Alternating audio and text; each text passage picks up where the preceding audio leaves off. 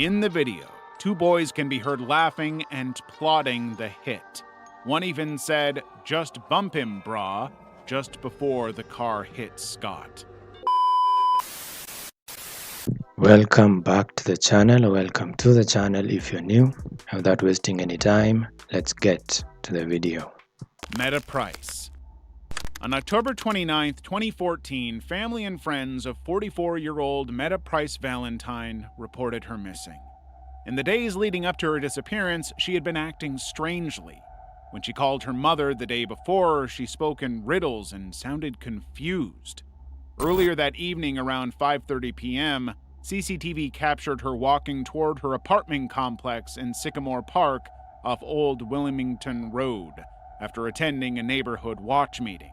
Just as she entered the building, a man ran in after her. And that was the last time she was ever seen. She didn't show up for Bible study that night and stopped responding to calls. Police quickly identified the man who ran after her as Reginald McDowell, an ex-partner with a history of violence toward her. Back in 1999, while Meta was seeing another man, Reginald kidnapped, robbed, and shot at the couple. He was charged and sentenced to 15 years in prison, but only served 10. After his release in 2011, he resumed his relationship with Meta until they broke up again in October 2014, just 2 weeks before she disappeared. Initially, Reginald cooperated with the investigators, but later on, he cut off all communication. On March 30th, 2018, Reginald McDowell was formally charged with first-degree and kidnapping in connection with Meta's disappearance. He is still on the run. Meta Valentine has never been found dead or alive. I don't understand how you can still be with someone like this after what they've done, but I probably still never understand. But hopefully they get the guy, and I'm surprised he only was in there for 10 years. He should have been in there longer. Probably he should have never come out. Ronan Kanda. On June 29th, 2019, 16-year-old Ronan Kanda was walking home after visiting a friend to buy a PlayStation controller. It was around 8 p.m. and Ronan had his headphones in, smiling at his phone as he strolled through Wolverhampton, completely unaware of the danger behind him. Earlier that day, 17-year-old Prabjit Vidhesa had picked up a ninja sword set and a large machete from a local post office. He had ordered them online under a fake name, and he was out to collect a debt. Alongside his friend Sukhman Sergil, also 17, Prabjit watched Ronan leave his friend's house and mistook him for the person who owed him money. As Ronan walked home unaware, the two followed him, weapons in hand. Just yards away from his home, Prabjit stabbed Ronan twice with the sword, one cut deep in his hip and the other penetrating into his heart. He collapsed and died at the scene. Then they realized they harmed the wrong person. In a frenzy, they fled, disposed of their weapons and clothes, and tried to cover their tracks, but it didn't last. Within days, both were arrested and charged with Ronan's death.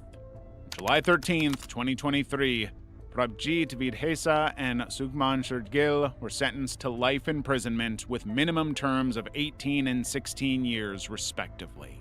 After Ronan's death, lawmakers and his grieving family pushed for tighter controls on online knife sales. His case added urgency to national efforts to restrict access to dangerous weapons and prevent further tragedies like his. Can someone explain this to me? When they say life imprisonment, do they not really mean life imprisonment? But if you have an explanation to that, please tell me in the comments. And also, you need to be careful, out here. You can't plan for everything, but at least make sure you're somehow aware of your surroundings. Make sure you are, on your toes, because in the world we live in, with people having all kinds of weapons, you need to be careful. Level 7. Louise Smith. On May 8th, 2020, 16-year-old Louise Smith was reported missing after she failed to return home from school. Just a month earlier, she had moved in with her older cousin, Shaslyn Jane Mays, and her husband, Shane Mays. They all lived together in Lay Park, Havant, in Hampshire. Once Louise was declared missing, investigators combed through hours of CCTV footage to trace her movements and uncover the reason for her disappearance. On May 8, 2020, at noon, CCTV captured Louise leaving the home with her uncle Shane. They both walked into the Harvant thicket around 11:45 a.m. That same day, Shane appeared on camera later that afternoon. He was alone, buying a pizza and a Lucozade at a local store. Later, he returned home alone as well. Louise was nowhere in sight. 13 days later, Louise's body was discovered in a clearing in Havant Thicket, about a 40-minute walk from her home. Her body had been severely burned and violated. It was so badly damaged that investigators had to rely on dental records to confirm her identity. Shane Ray was arrested almost immediately, but he denied being involved in her death. He maintained that although he walked with her in the early hours of May 8th, he stopped partway to the shops and returned home. However, when CCTV footage, phone data, and forensic evidence began disproving his account, he eventually admitted he was with her longer than he originally claimed. In late 2020, he admitted to luring her to Harvant Thicket, but still denied the crime. Instead, he pleaded guilty to manslaughter, claiming he lost control and didn't mean to take her life. The court rejected his version of the story, and he was sentenced to life with a minimum term of 25 years. We are taught to avoid strangers, people we don't know, but the people you need to be careful around the most are the ones who are really close, like family. Because just because you're related doesn't mean they can't do anything to you. It doesn't mean they're all good people. You never really know someone, so always be careful, especially with close friends and family. You never know what's going on in their head.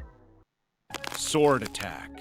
On April 30th, 2024, just before 7 a.m., 36-year-old Marcus Arduini Monzo drove a gray van into a pedestrian on a quiet residential street in Hainault, East London. Moments later, he stepped out of the vehicle wearing a yellow hoodie and wielding a samurai sword. What followed was a terrifying 20-minute rampage. Marcus ran through the streets, chasing and slashing at random people. He then broke into a nearby home, attacking a couple while their 4-year-old child slept upstairs. At around 7:15 a.m., as 14-year-old Daniel Anjorin walked to school in his PE kit and headphones, Monzo ambushed him from behind, slashing his chest and neck. The injuries were too severe. Daniel died on the street. By this time, police had arrived and were trying to de-escalate the situation, but Monzo refused to stop. He continued to run wild, swinging his weapon and eventually stabbing multiple officers. PC Yasmin Mesham-Whitfield and Inspector Malloy Campbell, who tried to intervene, sustained serious injuries in the attack. In a panic, officers shouted, "Lock your doors," as Monzo roamed the neighborhood. He was finally subdued around 7:22 a.m. after officers used a taser and tackled him to the ground.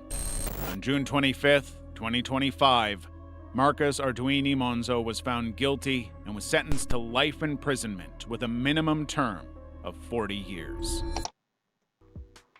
I don't know if it's different where a lot of you are from, but where I'm from, you can't do something like that without, being shot at least. I don't know, you go around waving a weapon around, you'll be shot on the spot. But maybe the laws over there are different. And I hope I keep saying this, but I know it won't really do anything, but I hope the families of the child are doing okay. Preteen crimes. On May 29, 2024, 63-year-old Scott Habermale was cycling to work at Sandia National Laboratories in Albuquerque when a car suddenly swerved into the bike lane and struck him. By the time the authorities arrived, he was dead at the scene with no leads and no traces. Initially, police received CCTV footage from a nearby church showing the vehicle, but not the occupants. For many months, no arrests were made because there were no immediate leads, identifiable suspects, vehicle registration, or footage linking anyone to the crime. Until 2025, when their attention was called to a viral video online. Hurry up before that nigga start. They gonna hit him hella fast, nigga. Just bump him, bruh. Like, you like bumped him? Yeah, just bump him. Go like 15, 20.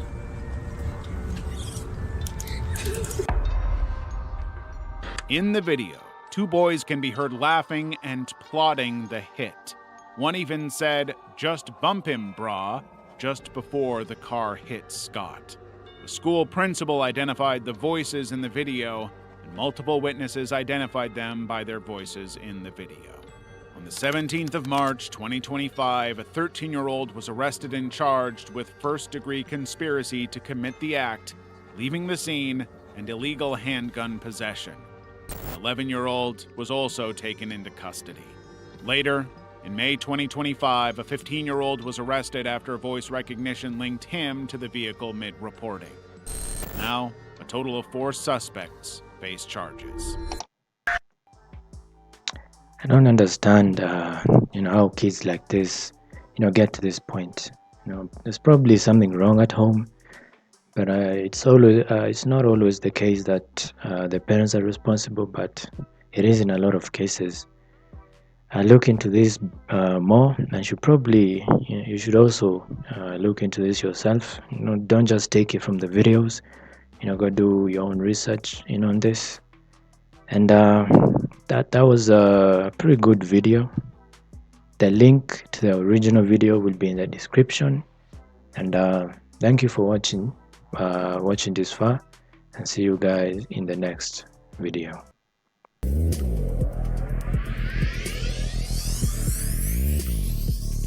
Kick.